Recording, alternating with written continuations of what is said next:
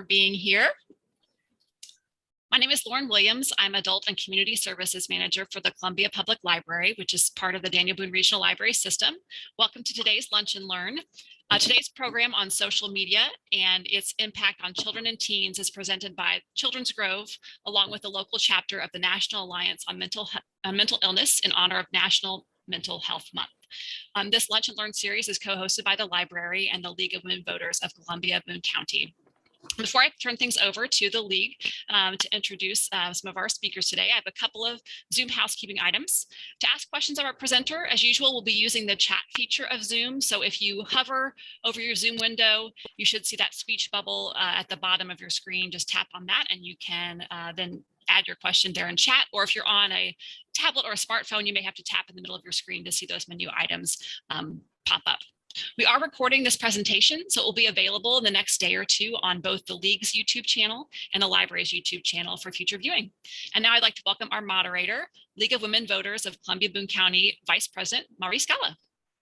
Hi, everybody, and welcome. We've got a lot of interest in this program, and I, among all of you, are very interested, and we appreciate our speakers being here today. We also appreciate the collaboration with Children's Grove, specifically with the Social, Emotional, and Mental Wellbeing Committee. And I'm just going to introduce a member of that committee, and I believe you're still president of the board of Children's Grove, Kim Dude, who is then going to introduce our speakers. And we have a little bonus. We advertised Dr. Chad Rose, but he's also involving one of his students, Evan Simpkins. So we're happy to have them here. Kim is retired from the university where she was the director of the Wellness Resource Center that she started back in 1990, and it's the campus prevention office. So, and she also includes in her bio that she's the proud mother of 2 and grandmother of 4, and is married to Mark Lammy, a financial planner. So Kim, I'm going to turn it over to you to introduce Dr. Rose. Thank you very much, and welcome everyone. This is by far our most popular event, and I can understand why, having 2 kids and 4 grandkids. I can understand why everybody is so interested in this. We're extremely fortunate to have such a wonderful expert. Dr. Chad Rose has been involved in special education since 2002. Dr. Rose was initially employed as a special education teacher at one of the nation's most diverse secondary schools, where he primarily served youth identified with behavioral disorders. He completed his PhD at the University of Illinois with the emphasis on behavioral disorders and quantitative methods. Dr. Rose is currently an associate professor and director of Mizzou's Education Bullying Prevention Labs and director of graduate studies in the Department of Special Education at the University of Missouri. Dr. Rose's research explores predictive and protective factors associated with bullying involvement, bullying among youth with disabilities, and bullying prevention and interventions situated within a multi-tiered system of support. Thank you very much, everyone, and take it away, Dr. Rose. If I can interrupt, I'm sorry, I left out a key point, which Lauren fortunately put in the chat, and that is that as you develop questions, either questions you have now or questions that developed during Dr. Rose's presentation, please enter them in the chat, and we'll be monitoring that and make sure that he gets to answer your questions. Thank you. And I will add one thing, that this is also going to be on the Children's Grove website once we have it recorded. All right. Thanks, everyone. Excited to be here. I hope everybody can hear me. Yeah, we're good. Okay. And I'm excited that I have one of my undergraduate students with me. Evan is, and we'll get to his part in a second, but I've asked Evan to join us because he is a digital native, and I'm not. So, you know, I have the luxury of straddling that fence, right? I was born in a generation where I didn't grow up necessarily with technology, and I watched it evolve.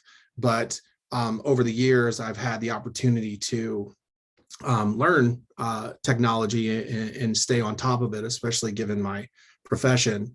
But anyway, I'm excited to be here. I'm going to go through a couple of things first, a couple housekeeping items. I am the director of the Mizzou Ed Bully Prevention Lab, and we have the pleasure of doing many things in the community. I'm excited to be part of the community here.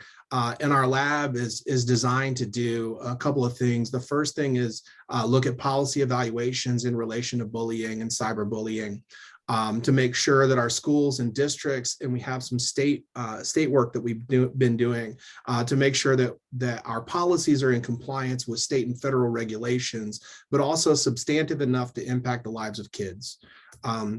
The second thing we do is trainings. I do trainings and my team does trainings. And honestly, I couldn't do any of this stuff without my team. I have an amazing team of graduate students and undergraduate students that really make this lab move forward. I just simply am the face of our group. And so we do trainings. You'll hear me say this probably multiple times, but I don't believe that bullying and cyberbullying begins and ends with school bells. And so I think it's a community issue. And that's why my team and I tend to be so present in the community, because we believe that we all need to be speaking the same language to support our youth. And then the other thing that we do is we do skill-based interventions.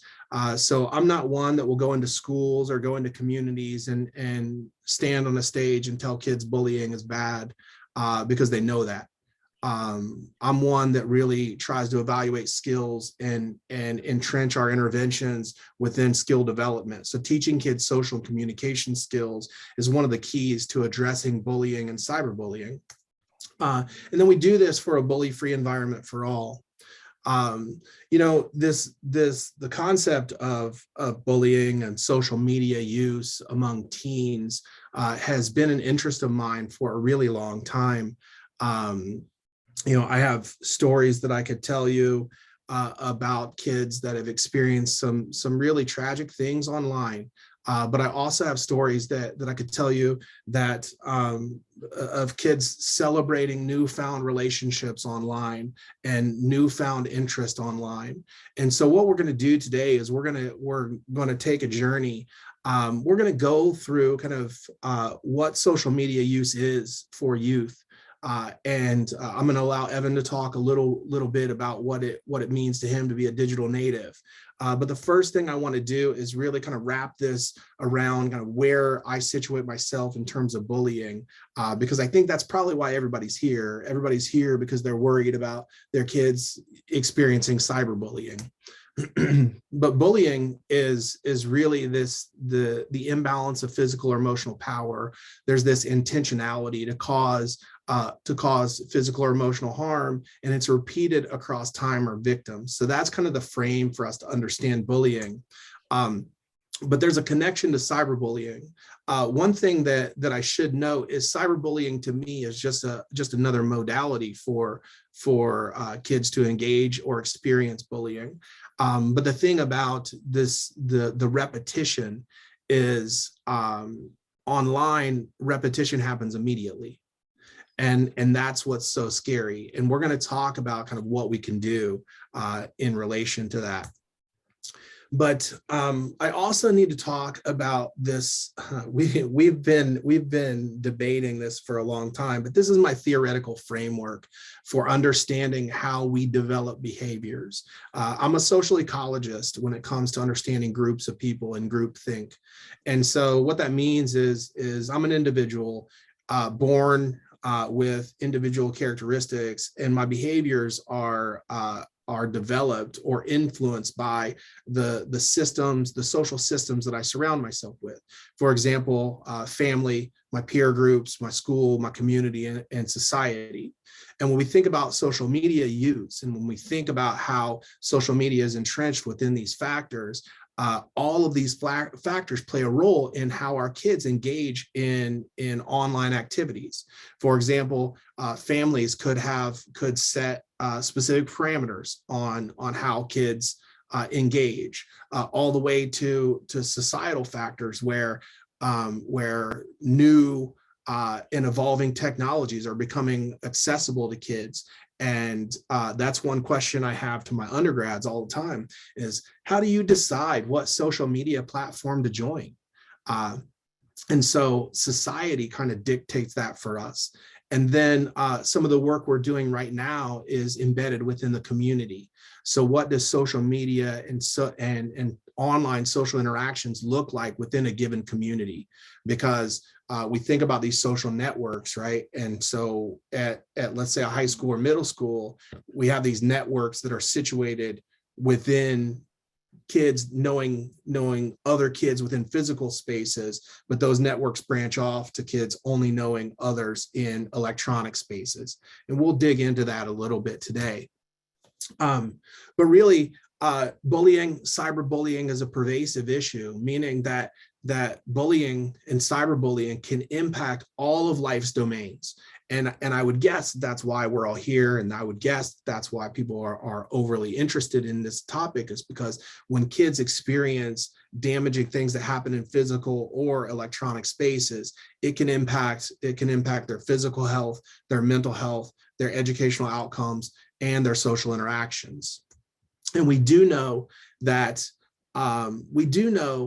kids that experience bullying in a traditional physical space, there is an overlap between those kids also experiencing online victimization. This is one study that suggests that 93% of kids that experience bullying in physical spaces also experience online victimization. Our data aren't so high, but it's still a large portion of kids that have this overlap. So throughout this, and I sped through that because I think that just adds context to what we're really here for. So to add to this conversation, I have some of these questions for you to consider as we talk. And the first question I have for you is, how do you use social media and how do you decide what platforms to join? I think I would guess that a majority of us on this call and in this webinar have some sort of social media profile, some sort of digital footprint. And so how did you decide what to join and how do you specifically use that? So as you go through, I want you to think about those things. Because for kids and youth, social media and online interaction takes all sorts of different forms. Right, we have kids that are gaming and they're in gaming communities. We have kids that use computers and use our social networking sites. We know that cyberbullying and involvement online can happen through webcams and phones. So it is an ever evolving topic. Here is a slide for the most common apps, the most common social media apps that kids are using today. One thing that I don't have up here is Roblox. I should have that up there, and anybody that's a parent of a younger kid knows what Roblox is. But really, kids are engaging in social media in all sorts of different ways. And I'm not here today to tell you that social media and social interaction is bad, because I think that it can be a very useful tool. But I am here to tell you that we have to monitor it, and I believe that we all need to be active consumers of what our kids are consuming. So if your kids have a TikTok account, you should have a TikTok account. If your kids are on Instagram, you should have an Instagram account. It's just a way to monitor, but also a way to know the ins and outs of a particular app. So here's a piece that's really important for us to understand when it comes to cyberbullying and social media use, because I'm asked all the time about the outcomes. So here are my thoughts and what some of the data suggests, that it is most damaging for a kid to experience some sort of victimization when something is posted online from someone they know and it's distributed to other people that they know.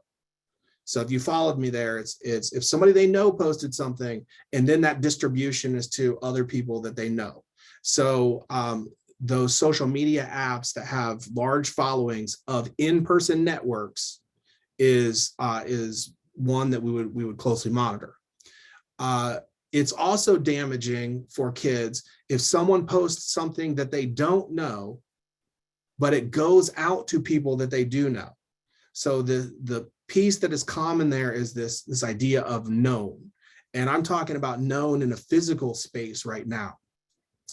What kids are most resilient to are if somebody posts something online about them or responds to a comment about them, they don't know this person and it's going out to other people that they don't know.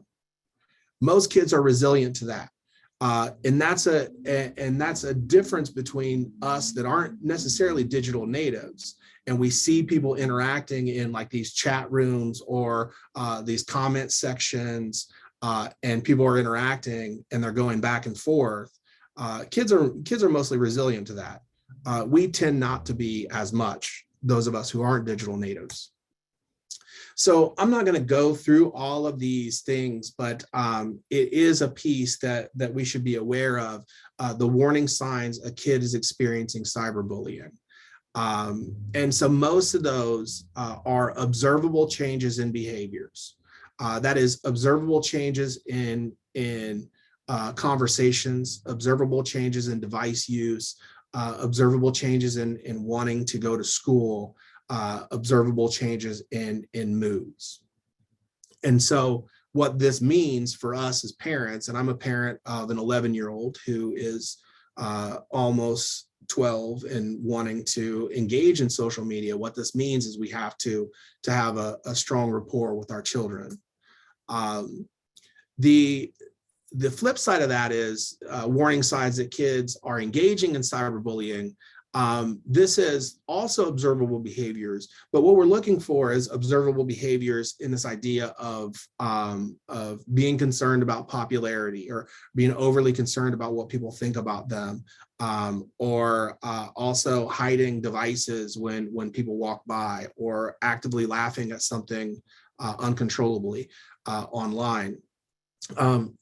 These are just warning signs. It doesn't necessarily mean if you see your kid experiencing these things that they're experiencing cyberbullying or engaging in cyberbullying.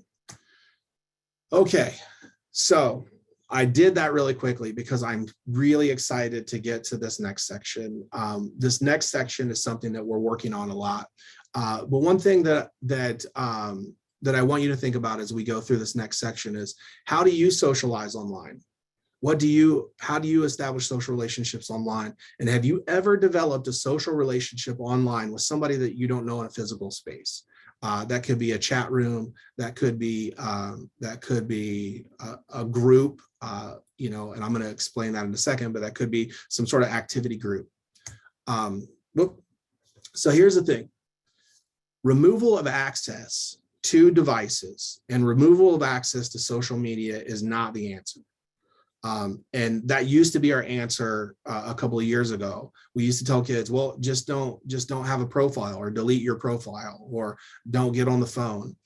That is no longer the answer, because there's this hidden curriculum. There are these social rules and norms that everybody seemed to know but aren't directly taught.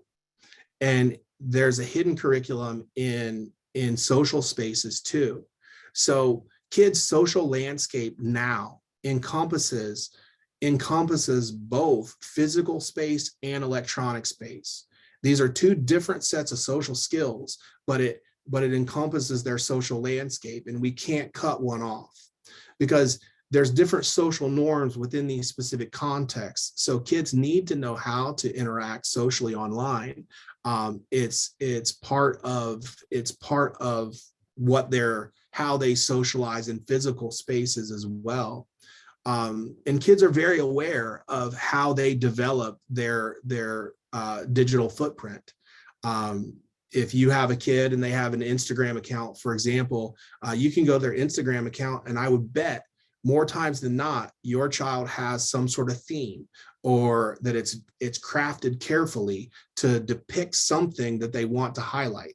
in comparison to some people that aren't necessarily digital natives, where we just post anything that we want to post. The one thing that we have to understand and we have to work with kids about is this idea of power of language. Language is important, and language development is important in physical spaces, but it's a different set of skills in terms of language online. And so how kids are interacting online may be socially appropriate given the context. And then one thing I want to mention here is not all activity online is social, meaning not everything that kids are doing online is engaging in social media. Sometimes they're doing something creative. Sometimes they're doing something educational, and we should celebrate the division of these things. So if your kids are, for example, creating videos, or my daughter does edits, for example, I think that's super creative and things that I can't do and don't know how to do and requires a specific set of skills. And that could lend itself to future interest. So we celebrate those things. But the main thing that I want to leave you all with, and I'm really excited about this piece because this is something my team and I have been working on and crafting for a while, is our understanding of how kids view online relationships. The first thing I want you to ask yourself is, what does friend mean? Like, what does it mean to have a friend? Because I think that if you really think about it, if you really think about what it means to have a friend, it doesn't necessarily mean that friend has to be there in a physical space.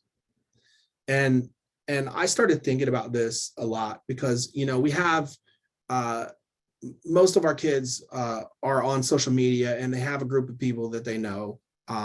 They're involved in public forums. They get involved in activities with anonymous folks. But what I didn't realize is how meaningful some of the relationships are that they develop. And I'm going to tell you a little story about how this all went down. So my daughter came to me one day, and she was really concerned about one of her friends. And she runs into me and she says, "Hey, I need you to do something. One of my friends is threatening to hurt themselves." And I know all of her friends in physical spaces. So I'm like, oh no, who? And she told me a screen name, Cool Ninja something something. And I had to pause for a second, because my response previous to this in her interpretation of friends was, those aren't your friends. Like when she would say something about friends, I mean, those aren't your friends. You don't know them. But I could see that she was really distraught by this. And so I realized that she had an emotional connection to someone online that she had never met in a physical space.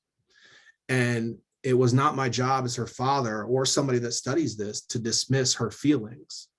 And so I acknowledged that it was her friend. And then about 2 days later, my wife sends me a picture of a plant.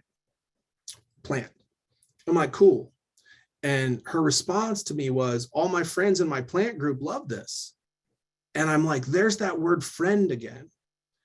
And I started to think, are these really friends? And so I asked her later that night, I'm like, do you know these people? And she's like, no, I've never met them. I'm like, do you talk to them? And she's like, yeah, all the time.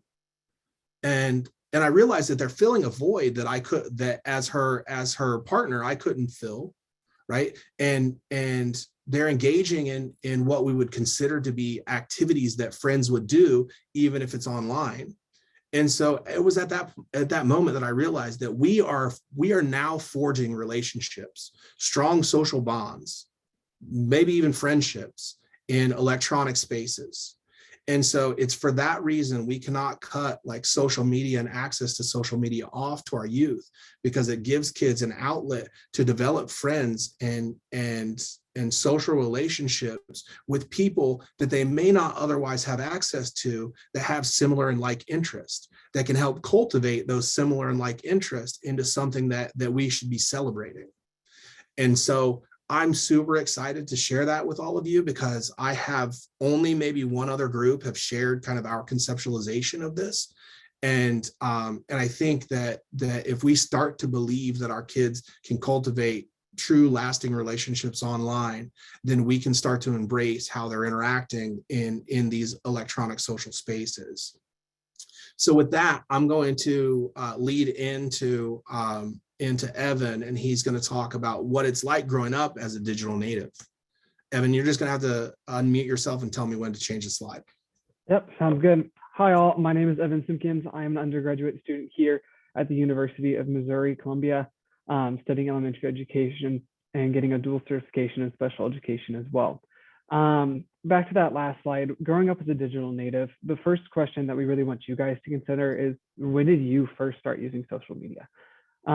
Social media has become a very big thing in the last 10, 15 years, and has really, you've seen the increase in technology start at such a young age. So we can go on to that next slide, which is talking about the importance. So what?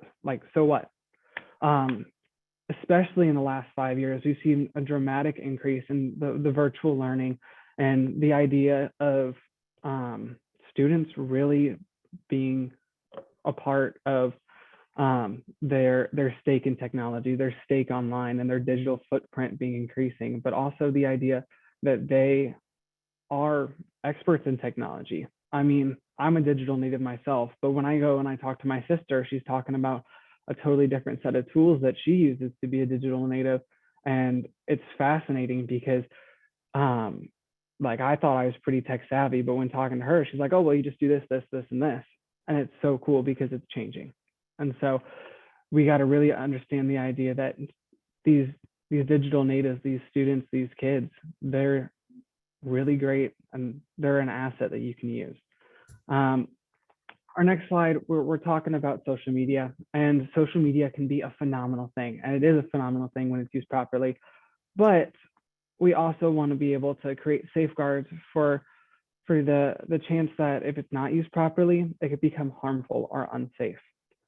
Going on, just to be pretty plain, a digital native are people that grew up and brought up with the use of technology and internet around them. And so this use of technology and internet has really created a sense of like, oh, well, I have so many different online domains that I can be a part of, and a sense of choice that they can do. But also it creates like this bilingualness of code switching between my online language and how I interact with people online versus how I interact with people in the physical space.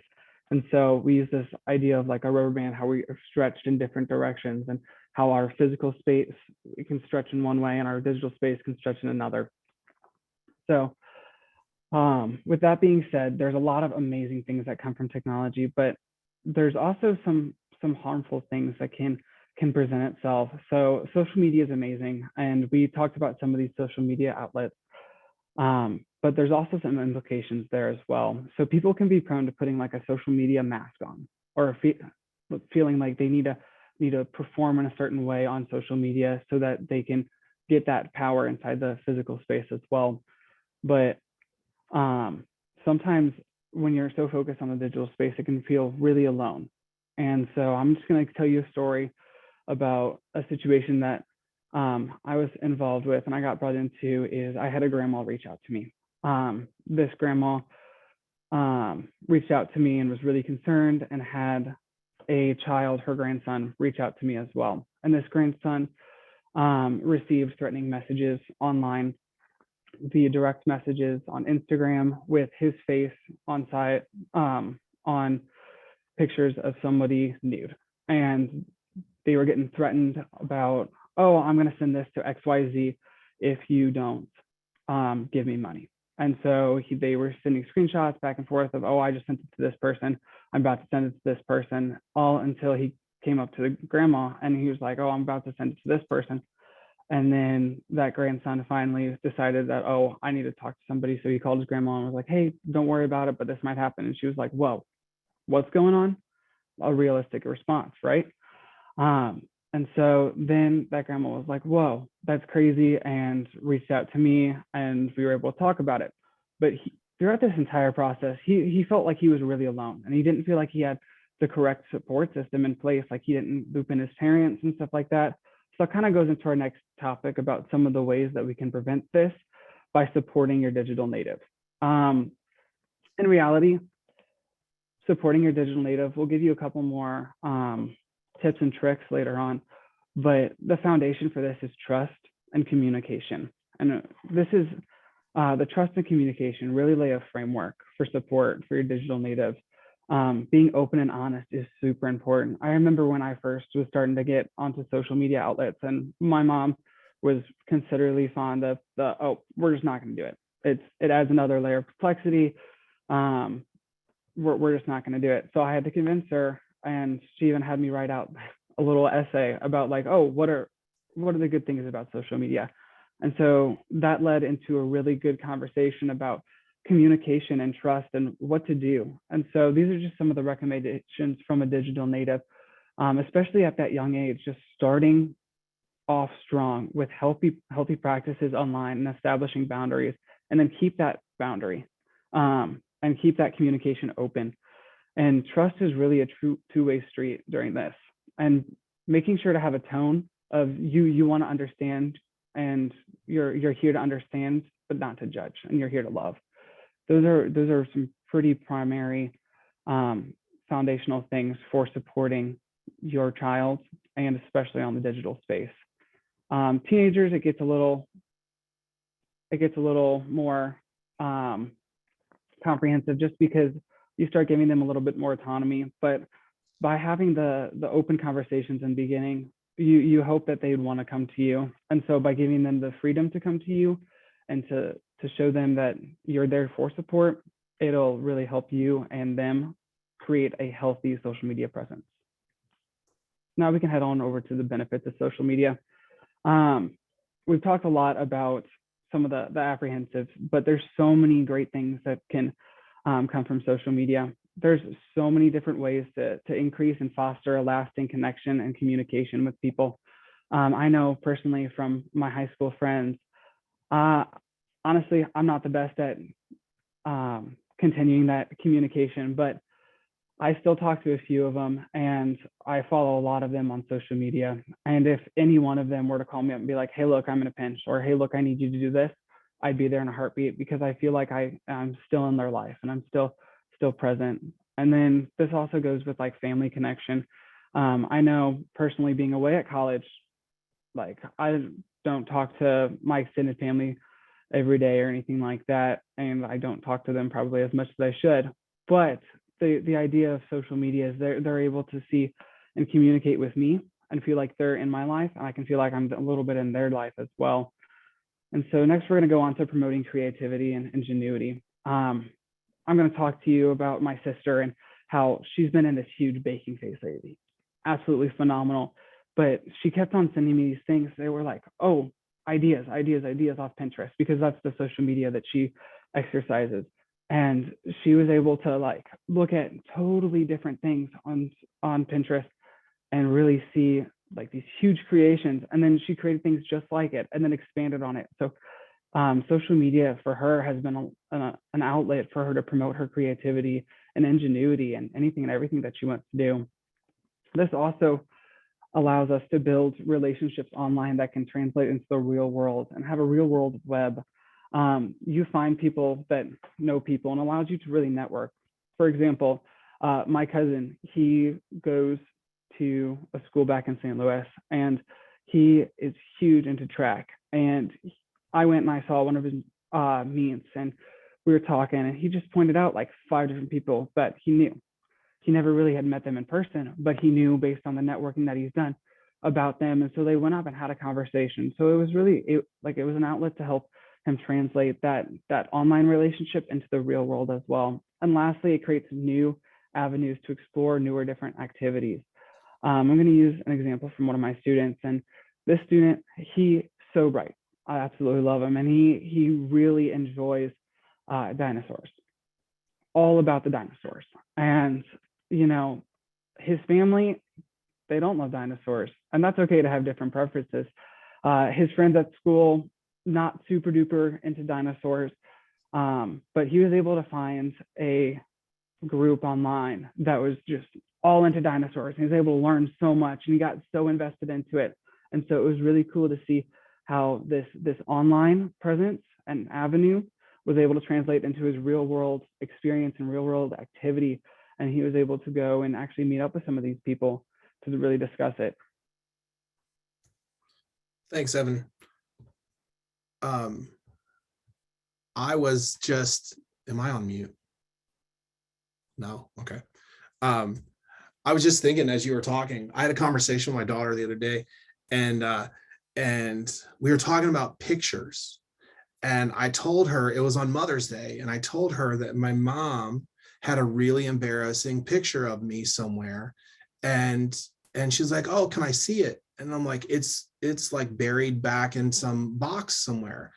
And I realized at that moment that she had no clue what taking photographs included. Like when you had an actual camera, had film, had to go print them, and you didn't know. She's like, you don't know what you took a picture of? And I'm like, no, you just like were surprised, when you got the film back.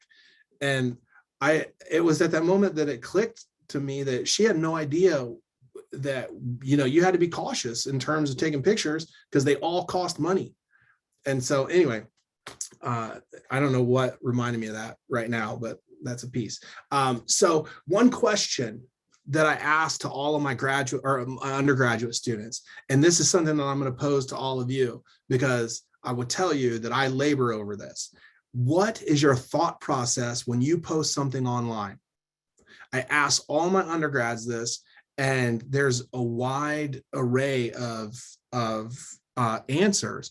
But like if I post something online, I labor over it. I think about it. I'm like, do I really want to say this? What is the tone? And like I think about it. And then most of the time I just don't post anything because it's like I can't get past that thought process. But some of my students, most of which are Evan's age or a little younger, they just post, right? And there's a distinct difference in what people do. And so that leads us into this next thing. What are we going to do and how are we going to support our youth? And so that's how we teach digital citizenship. This is important. And we rely a lot on our schools to do this, but I think from a parental perspective, we have more stake in the game. Because schools do a pretty decent job of the first point, but the next 2 points are not as great in some of our digital citizenship programs. So I want you to think about when you work with your kids, 3 pieces. The first one is safety. Safety is, and we'll get into each of these pieces specifically. The first one is safety. The next piece is choice, and the next piece is permanence. I can almost guarantee you that all of you, if you're here because of your children, you've talked to your kids about safety. You've talked to them about sharing personal information, and you've talked to them about the well-being of spending too much screen time, and you talked to them about the importance of physical socialization and when to ask for helps, and giving them knowledge about websites and telling them what to do when they feel unsafe. So we're probably pretty good here. The one piece that gets to Evan's point, though, is we really do need to make sure that our students or our children feel comfortable coming to us when they feel unsafe when something happens online. Because there are reporting mechanisms on all of these social media platforms. We've had the opportunity to work with some of them to help them with tips and tricks and reporting protocol. I think, and some of my colleagues have helped. So it's important that we know how to report. The piece that we have to recognize is this idea of choice. Okay, so kids, all of us, I mean, I say kids because that's probably why we're all here, but all of us have choice in what we post online. We have a choice in the language we use. We have a choice in like inflections different online and tones different online. We have a choice in recognizing our meaning and context. We have a choice in what we download. But one thing that I really talk to my daughter about is we have a choice of what is posted. Like we can choose what we post. And we can also choose what we respond to. And I mean, I have a rule, I have a personal rule that if I post something and someone posts something on something I post, I can respond to it. But if somebody posts something on their profile that I don't agree with, or if I see some news story that I don't agree with, I tend not to post to that. You know, I also have a different platform than a lot of people do, but I tend not to engage in that type of argument online because I have not found a way that it solves anything. We also have a choice of who you let in. You know, who's allowed to be on your profile, who's allowed to see what information you post. But the thing that I talk to my kids about, and any kid that I work with, is who do you want to be when nobody's watching?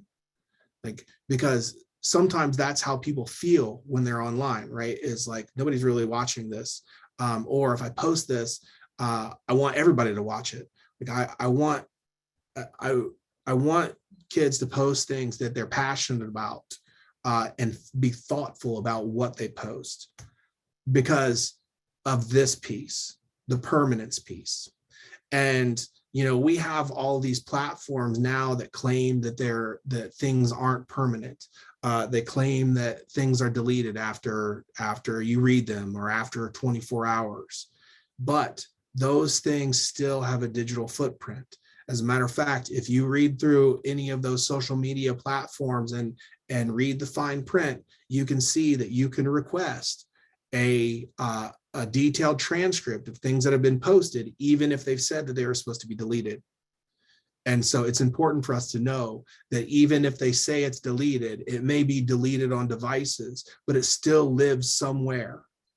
And even though kids in middle school and even early in high school aren't thinking about their future, they have to think that they're going to do something in the future. And whatever they post online, we don't want that to come back and haunt them. As a matter of fact, we can teach them how to make it help them. If they post things that are creative and celebratory and happy and fun, then it sets them up for success in the future. If they respond to people in a positive way, then it sets them up for success in the future. And so teaching our kids this idea of safety, choice, and permanence, and having discussions with kids around those topics is critically important. So I have a couple of slides here on tips and tricks to understanding socialization among youth. The first piece I have is, and not necessarily online spaces. It's just things about how to establish a rapport with your kids, because I know as a parent myself, sometimes this feels challenging. Sometimes it feels it's hard. You know, I pick my daughter up from school every day, or for the majority of the days, and I started to do this at a young age when she was real young, because I would ask her how her day was and she would still say fine. You know, in third grade, just dismissing me, fine. And I'm like, that's not a good answer. And so I started asking her specific questions. You know, what made you laugh today? Tell me one exciting thing that happened today. What did you play at recess today? For example, one time I asked her, what did you play at recess today? And she's like, oh, family. I'm like, oh yeah, what'd you play? And she said, I was the dog. And I'm like, oh, well, who decided that? And she's like, oh, it was my choice. And so at that point in time, I got to know kind of how that dynamic worked, right? Because if she would have said, oh, somebody else told me to play the dog, then it would have been a different situation. And so asking these direct questions is important. And also our kids get used to it, because I guarantee you, when you first start asking your kid, when you pick them up from school or they come home from school, hey, what made you laugh today? They'll be put off. But then day 2, day 3, day 4, they'll start opening up and telling you. It's just consistency and taking that 5 minutes when they come home to ask about their day is important. And I think it's 5 to 10 minutes well spent every day. Even if I'm out of town, I still do this with my daughter. I still call her and ask her questions like this. Okay, so if we get into social media use, some of the things that we need to do to prevent cyberbullying and really concerns among our kids. So, we need to try to keep the device screen as visible as possible. Have conversations, open conversations with your kids. Monitor activity online. This is not necessarily an invasion of privacy. I think it's family dependent, right? It's how you view your parenting. I do monitor my daughter's activity online because she is young, and I want to make sure that she's making the right choices. And so I'll monitor her chats, and I'll monitor everything, and I'll go through it quite frequently and ask her about it. I'll say, well, so-and-so said this and you responded this. What did that mean? How did you interpret what this person said? You posted this video in your story. I want to know why. It's not accusatory. It's just having a conversation, because she's still learning. The next thing is inform yourself of the apps. Know what apps kids are using, and be avid consumers of those apps, A, and B, know how to make reports on those apps if you need to. And then always encourage activities away from electronics. I mean, I celebrate the benefits of social media, but also I celebrate how beautiful it is outside today, right? I mean, if you are around this area right now, step outside this morning and it was beautiful. So we need to get our kids to enjoy the outdoors as well. Okay. And then I have a list of some questions that you can ask your kid, or if you're a teacher, you can get into this with some of your students. One thing is, like, how do you spend your time online? Because some kids honestly don't realize how much time they spend online, which is the next question. But like, time passes. And I guarantee you, everybody on this call knows this. When you are scrolling through your social media, time passes differently. And before you know it, you've been on it for much longer than you wanted to. And so one thing that we want to do is ask our kids, how do you spend your time online? And what do you spend your time, how do you spend your time? You should know this if you're a parent, but not if you're a teacher. How do you spend your time when you're not online? And then the next question gets back to a point that I was making earlier. Do you have any close friends online? As a parent, I think this is important to know, because I know most of us as parents monitor our kids' friends in physical spaces, but we also need to know if our children think that they have any close friends online, because we need to start to monitor those relationships as well. Because if they believe that they have close friends online, again, getting back to that digital citizenship, safety, choice, and permanence, they're probably sharing more information from a safety perspective than they would generally. And so it's important to note if they believe they have any close friends online. And then also, have you ever felt uncomfortable talking to somebody online? We need to know, A, if they've ever felt uncomfortable talking to somebody online, and B, what types of things are being said to them that make them uncomfortable. So the last piece I have for you is really quick, and then we can open it up for questions. Making a plan for youth is really fostering communication development, electronic communication, communication in physical spaces. Kids need to have strong social communication skills, and it's our job as adults to help them foster those things. And to do that, we have to teach this kid to learn what they like about themselves. What are they going to celebrate? If they're creating a digital footprint, what good things can they celebrate?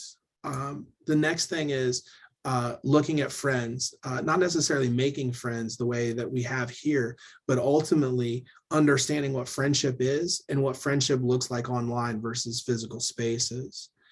And then telling them and giving them a strategy for how to talk to adults. How are we going to communicate with adults if something doesn't go as they had planned? And then creating an action plan for all this. All this is available on the Say No Bullying website, and I had an opportunity to create the the book for this. If you're interested, you can reach out to me and I can send you a copy electronically. And so I'm going to give you some parting words here.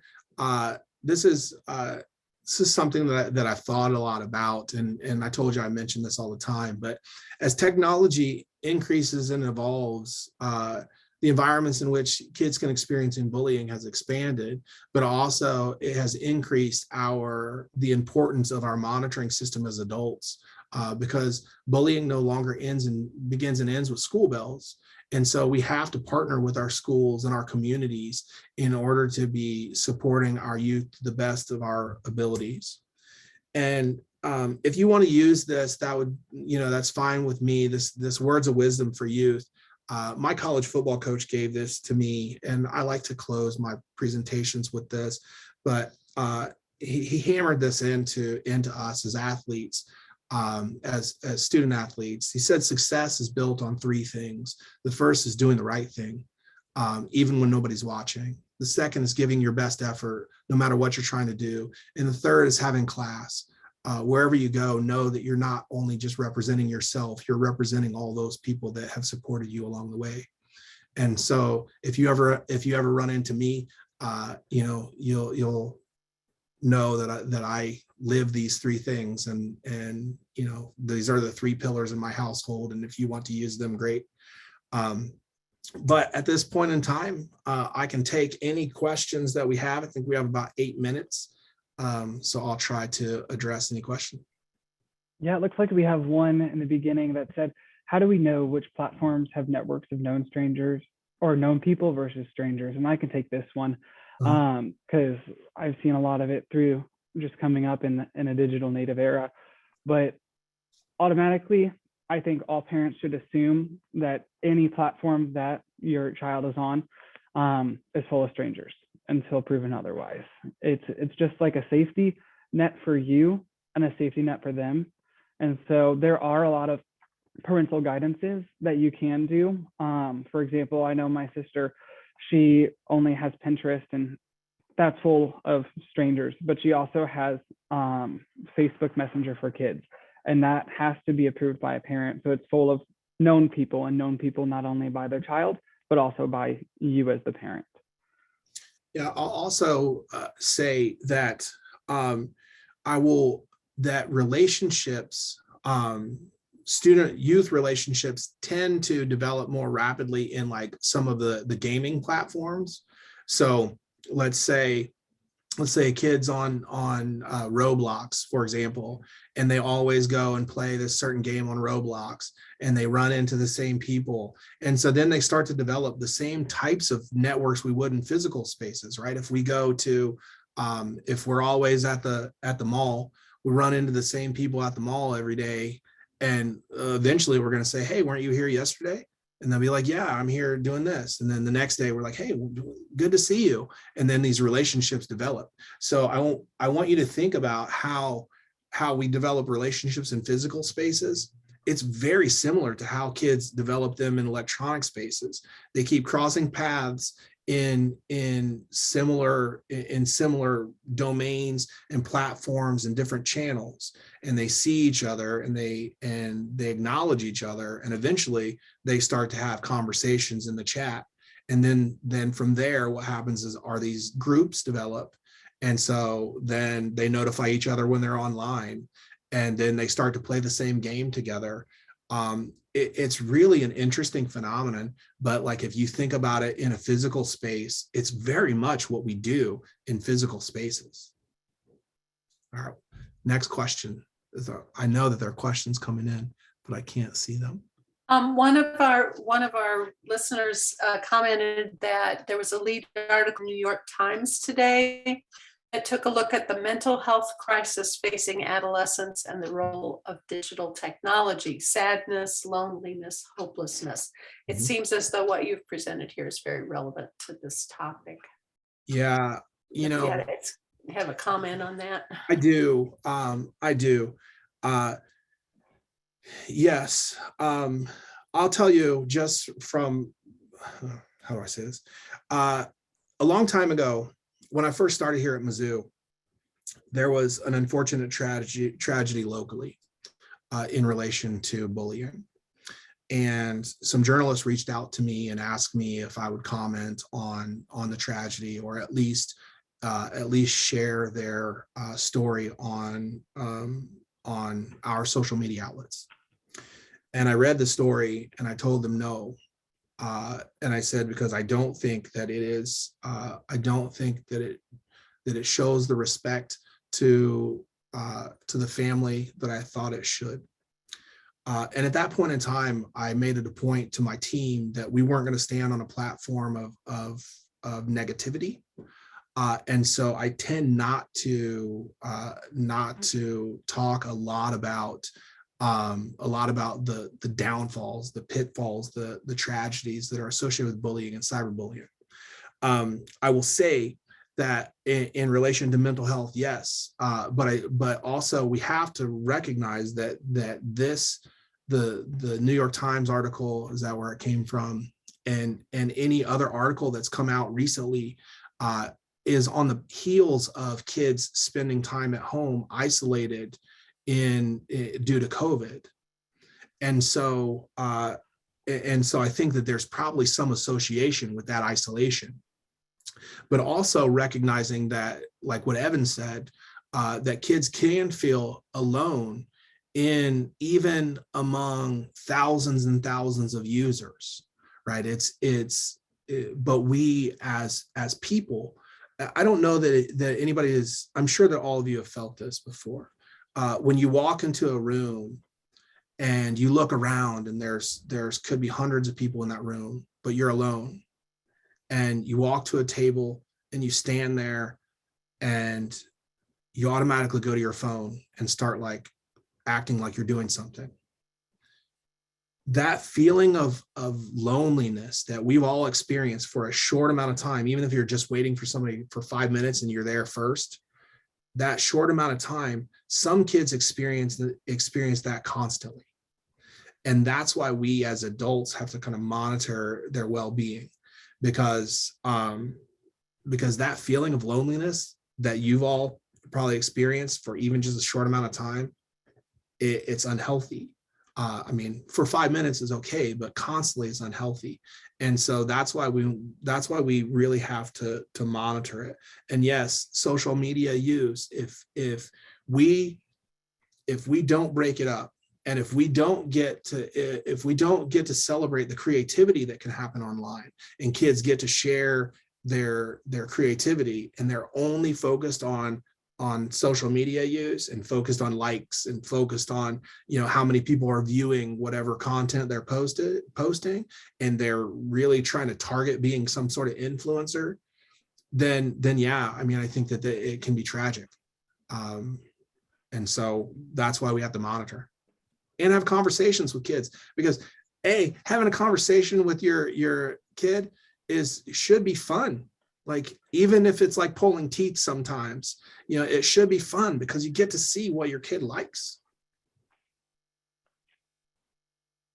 All right, what's the next question? I just need to check in with Lauren about our parameters time-wise here. Can we continue on for a while, or do we need to stop right at 1? So if Chad's willing to take a few more questions and go past 1, we can do that. That's fine. Sure. Great. Okay. Well, then a good follow-up question to what you were just talking about. One of the listeners asked, do you have tips for having a discussion with your kids about your desire or need to monitor their social media activity, but still keep trust? Yeah, that's a really good question. Yeah, I will. So the way I had a conversation with my own child, and the way I recommend is really couching it in a story. Kids understand what's relevant to them, right? And if you tell them that it's important that you monitor what's happening online, not that you don't trust them, but that the world is an ever-changing and sometimes a place that can leave kids vulnerable in online spaces, and that they're your responsibility, then I think that's the way to start your conversation, is saying, you know, you trust them, but you don't necessarily trust everyone. And then, you know, I told my daughter the story of, you know, my nephew, and since this is being recorded and I don't have his permission to share the story, I won't, you know, share his story completely, but he was experiencing some online victimization that went unresolved for quite some time, and it became quite damaging. And so I shared that with her and let her know that that's why I need to monitor. And also what's happened is once she started using it responsibly, and, you know, she does use it responsibly, then I back off a little bit until I notice that either her behaviors have shifted or changed. Maybe she is spending a little bit too much time online. Maybe she withdraws from some family activities because, like, that's the most important thing to her, seemingly. Then I start to pick up my monitoring again. And so it's just telling your kids that you trust them, but you don't necessarily trust everyone, and just being open and honest about what you're trying to do. And also assuring them that if you see something online, if you see them engage in some questionable activity, that you're going to have a conversation about it. You're not necessarily going to have all these sanctions and consequences. I think that's important to be a learning tool as well. We have another person who asked, how would you approach your child wanting to meet a digital friend who turns out to be a bully, but your child didn't recognize that quality?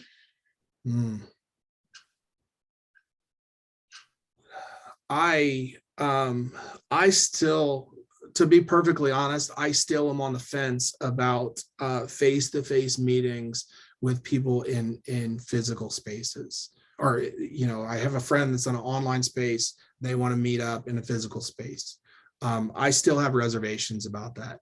I haven't gone to my ideology on how kids are developing friendships in physical spaces or in online spaces has kind of stopped there. And I haven't quite got to this point to where I'm like, yeah, you guys have cultivated such a great relationship that you should meet in a physical space. I don't know when I will get there. I don't know if I will get there. But if that's something that is going to happen, then I would need to do even more than I do with friends in physical spaces, right? Know the parents, know where they came from, know their story, know who they are, know all these things. And if they turn out to not be what they were online, then we would end that relationship. You know, I mean, that's kind of where we would go. I mean, it would be the same. I would approach it the same way I would if a kid was meeting somebody in a physical space that they knew at school, and then they meet in a different location and social behaviors changed. Because to be perfectly honest, our behaviors shift and change depending on our social environment. So the way a kid engages in behaviors at school may be completely different than they engage in behaviors in some other social setting. So again, I have not jumped that fence yet to endorse having kids meet in physical spaces with people that they only know online. But we're just really starting to kind of peel back this onion. Another great question. What impact does social media have on the self-esteem of youth, especially young girls? Yeah. Oh, I will tell you that I'm thankful that I did not grow up in an era of social media use the way it is now. And B, I'm thankful that I did not grow up as someone, as a young lady, young woman given the social media landscape right now. I think that they're given the filters. If you look at some of the filters that are online in relation to women, most of the filters are removing flaws, and there are far fewer for like men. The only filter that I'm aware of is like this show yourself a perfect beard and tattoos filter, but like most of the other filters are for women. Like they've completely overhauled to traditional thinking traditionally about women and beauty. And I think it sets up a false narrative, right? I love to celebrate those people online that show that it's a false narrative. But I do think that it sets unrealistic expectations, and that's a conversation that we should be having with our kids. We should be having these conversations with our kids about what's real and what's not, because as you all know, and this is common knowledge, that people post what they want to post due to choice, right? We choose what we post, and we choose how people that we don't know in physical spaces perceive us in online spaces. And so that's something that when we have our conversations with our kids about this idea of choice, we also need to recognize that that not everything is reality. Not everything is as it seems online. And once the other thing we can do to build kids' self-esteem in physical spaces is get them off of online activity for a little while, get them involved in something that makes them feel good, that they enjoy doing, and celebrate that. Give them behavior specific praise when they do well. Find out what their interests are outside of engaging online, to counteract some of the stereotypical stuff you would see online that really misinforms young women. Yeah, I'd even add on to that and talk about like this idea of self-esteem and self-confidence. In reality, a lot of ways that you can help and encourage that is creating a social support system, or giving your child the opportunity to help create a social support system with peers, or within a desired group that they feel belong, that they feel like they belong. They can find their identity in something that's not necessarily typically online, because finding your identity online can be really harmful, especially to young girls when they're told this is the standard, this is what you need to be, or else if you don't hit this standard, then you're not worthy. And so the idea of finding a social support system and finding your identity and something other than social media and your online presence is so important. Yeah, and I want to build on that too, because one of the common themes in many of my talks, especially when we're talking about bully prevention in physical spaces, is for kids to embrace their individuality. I'm guessing that none of you here expected someone with a long beard and I got tattoos all over me to stand up and talk about bullying and bully prevention. But I think it's important that we embrace who we are and teach our kids to embrace their individuality, however they start to develop their identity, to embrace who they are and not kind of force them to do things that don't necessarily match what their interests are. Because we live in an age of sameness, and we all have, right?